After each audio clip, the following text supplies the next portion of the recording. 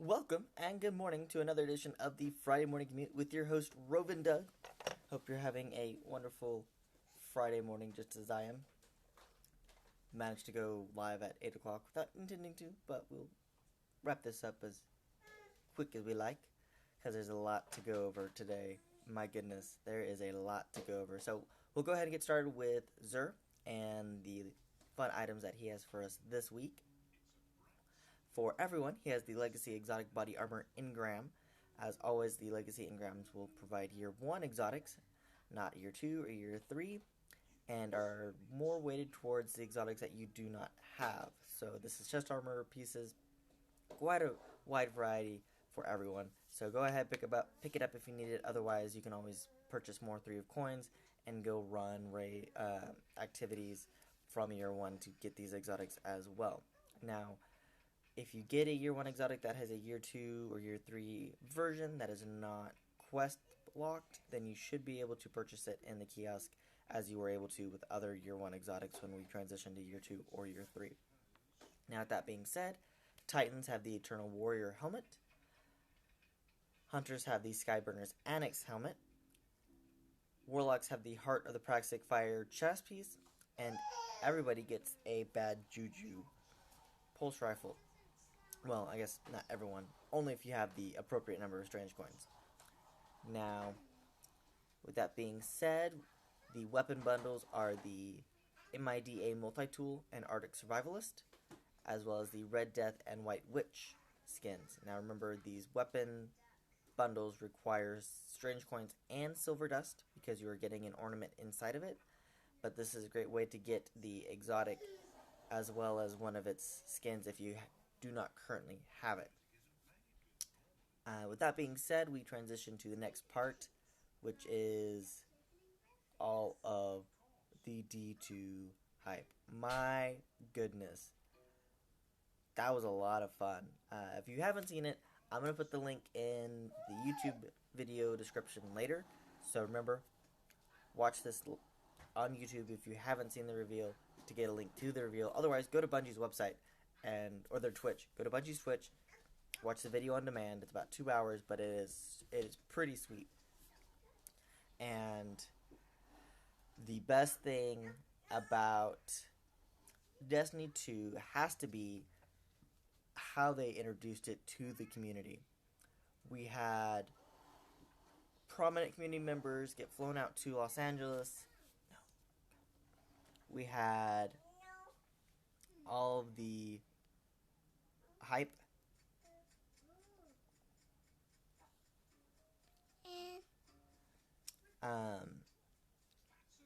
All of the hype that just came, and there's a lot that has changed, and I wish I could go over all the stuff, but my mind is still kind of reeling from all of the fun. There's plenty of other community members who are thank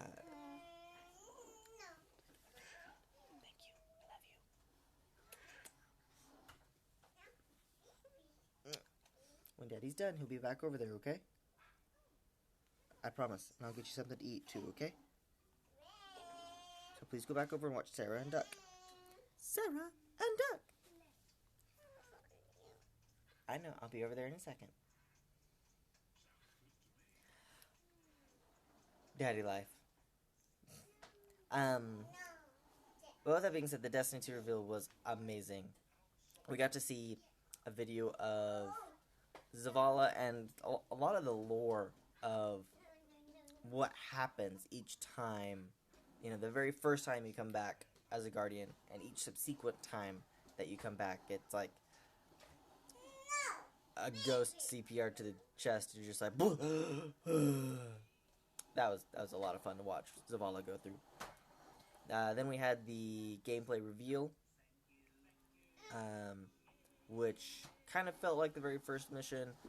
We'll see more, hopefully, in the beta, and if not, we'll definitely see more at launch in September.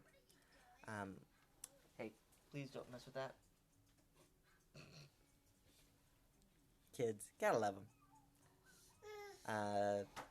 Then we got to see the actual trailer and the vid doc. A couple of the high notes is it seems that the solar, arc, and void subclasses are being reconfigured. Each class now has a class ability. Now I don't know if that's a class ability per subclass. So you have a secondary super-ish ability, or if it's as a warlock you get this ability, as a hunter you get this ability. And it looks to be like as a X you get this ability always, but we'll see how this goes. I'm very excited. There's so much excitement. We did not hear, there's a couple other things I'll get to first before I mention my concerns. We have guided games, which is a take on LFG inside the community. So, in the game, you have clans. This is a thing. You actually have in-game clans. You can be a part of a clan. And as a clan, you can get together with your clanmates and start doing an activity. Or you can create a guided game. And that guided game allows single players who do not have a group, who do not have a community, to match up with you based on your clan's flavor text. So they say, oh look, it's a DoD United. I've run with these guys before, sure. I'll jump in with them and do this raid. Awesome. Now you have a full fire team without actually having to go out and use LFG, use the forums, use your clan's Discord, because there are times whenever everything just falls apart and you don't have the group. You've got the majority of the group, which at this point that's perfect, because it gives a way for 4 experienced players to show 2 newer players who haven't been through these in-game activities how to go through these in-game activities and hopefully bring them into their fold, because if there's a chance that they were on that time, then there's a chance that they're going to be on that time consistently. And then they can start building these friendships, building these relationships. This is going to work for a lot of the in-game activities, nightfalls, trials. They mentioned trials. I want to see how that goes. We have well as probably a few other things that allow for larger fire team based activities. Now, the fire team size still does appear to be limited to 3, I'm guessing. The Crucible is changing, so instead of having Rumble to, the 6v6, it looks like it's being limited to 4v4, always. Which I don't know how I feel on that. It's definitely going to be more balanced, because you're going to be able to affect the change of guns a little bit more. You're not going to have the chaos of 6v6 and trying to understand what all is going on. It still seems we're going to have close, CQC or close quarter combat. So we're still going to see those fine tweaking. The weapons have changed. You now have a kinetic, you have a elemental, I can't remember what the exact term was, and then you have a power. And that power is like sniper rifle, rocket launcher, one-hit kill type stuff. This is just like an elemental version of your primary, and they can be the same from what I saw. You can have a kinetic pulse and a elemental pulse. And I think it can even be the same gun. It's just how you wield it. Who knows? I'm guessing the elemental is going to be very similar to, just the adaptive versions of the raid weapons at the moment. Now, with that being said,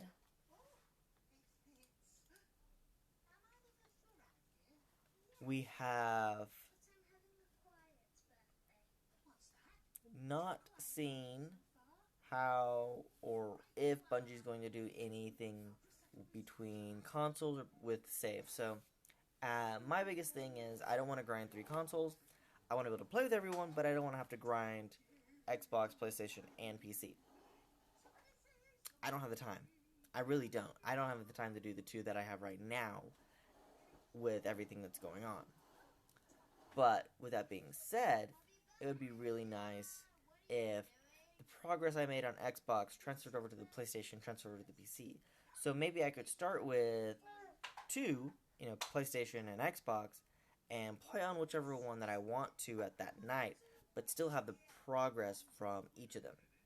As it is, we haven't heard anything. So we'll see. And that's one of my hopes, is they'll release that soon, maybe around E3. I just will need to know this information because I don't want to have kind of the same thing where, Age of Triumphs come around and I've got 2 consoles to grind and I'm just overwhelmed, so I'm not grinding them. Which I need to change that so I can get the Age of Triumphs done. Now, with that being said,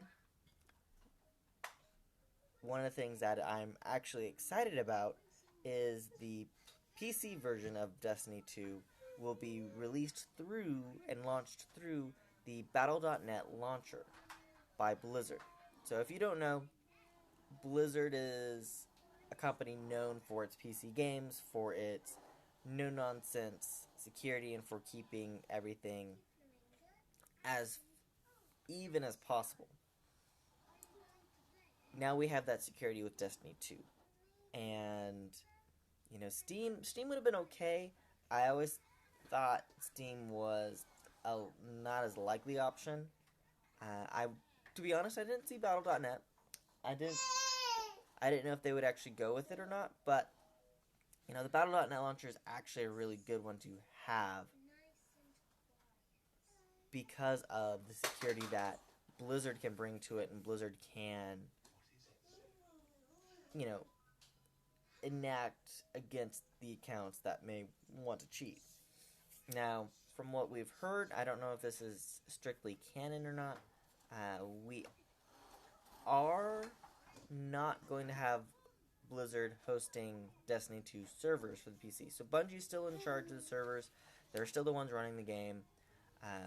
We haven't heard anything about dedicated servers, that as far as I know. We will see. Again, this is some of the tech specs that we need to see, would love to see, but they just haven't given us. Ooh, pardon me. Now, as it is, my reaction, the reveal one is amazing. I enjoyed the concept of the new game. It's the same type of game,